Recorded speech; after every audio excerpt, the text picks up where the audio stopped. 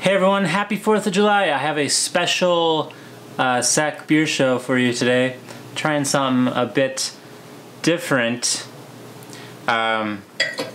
Stay tuned, and I hope you enjoy. Thanks to all my new subscribers and everyone who's been watching the show, liking it, sharing it with their friends so far. Appreciate all of you. Enjoy. Hello everyone, and welcome to the Sacramento Beer Show where we're taking you to all the best breweries and trying some of the best beer in the Sacramento region. So today on the show I'm going to do something a little bit different. I'm going to be tasting a wine instead of a beer, but this wine does have some relation to beer in a way. This is a dry hopped white wine. So dry hopping in beer is when they add a bunch of hops at the end of the boil to give it aroma rather than bitterness, aroma and flavor.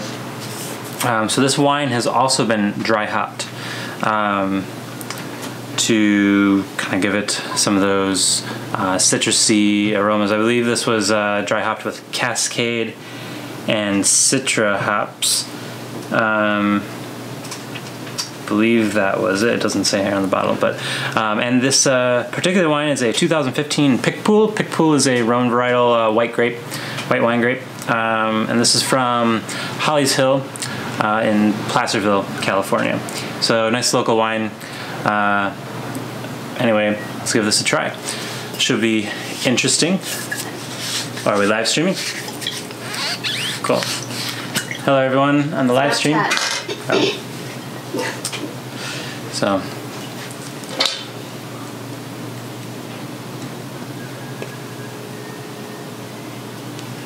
let's crack into this, as I say.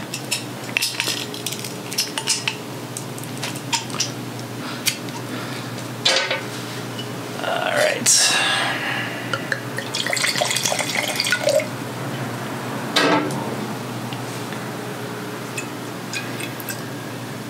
Nice, nice color on here.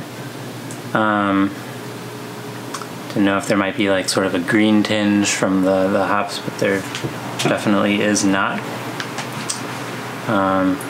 Just a nice kind of light, crisp looking color. Gonna give this one a smell.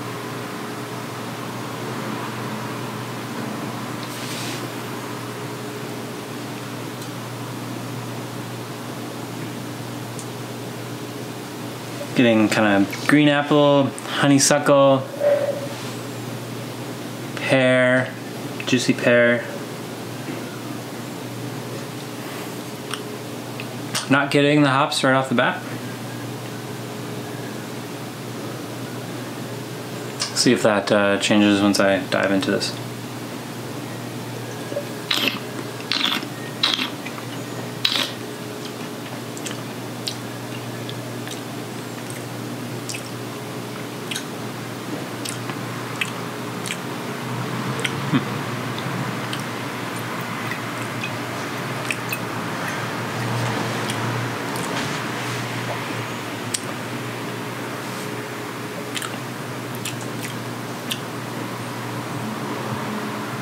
Not really getting the hops.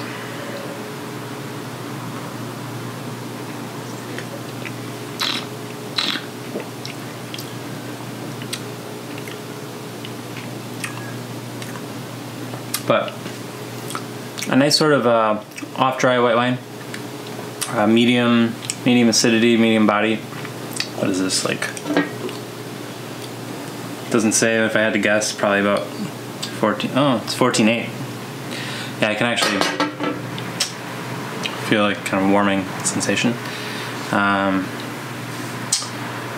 Fairly high residual sugar. You can see the legs there from the alcohol.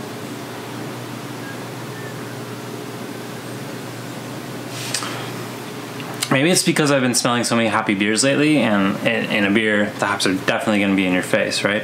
Maybe if I had another white wine to compare this to side by side. But I think I am getting a little bit of the hops now.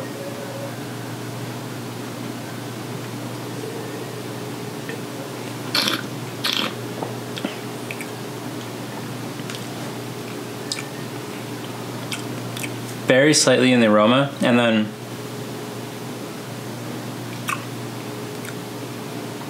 if they are there, it's a very faint sort of citrusy thing going on in the taste. Kind of on the finish. I guess that would probably be due to the Citra first and foremost. Yeah, I think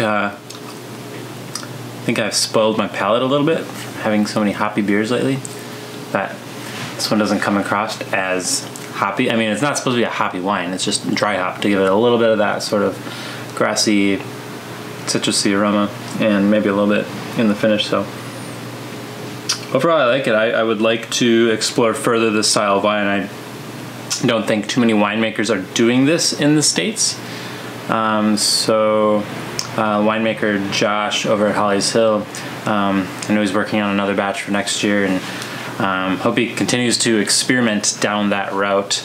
I would like to see what kind of different hop varietals do, and with different grape varietals. I think there's a lot of possibility there. So this is exciting stuff to be able to try his first batch here at Holly's Hill. So I would rate this wine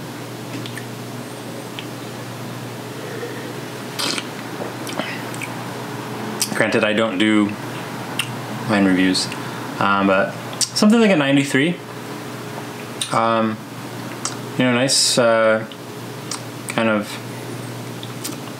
like A-. I just because of the style with the dry hops, I wish the hops came out a little bit more. It's like super subtle right now, and if the wine's gonna say it's dry hopped, I want a little bit more there, at least in the nose. Maybe not so much on the flavor, but yeah, just maybe a bit more hops, something like that, and then push it into kind of solid A territory. So yeah, really fun stuff here. So I'm just gonna jump back in here really quick.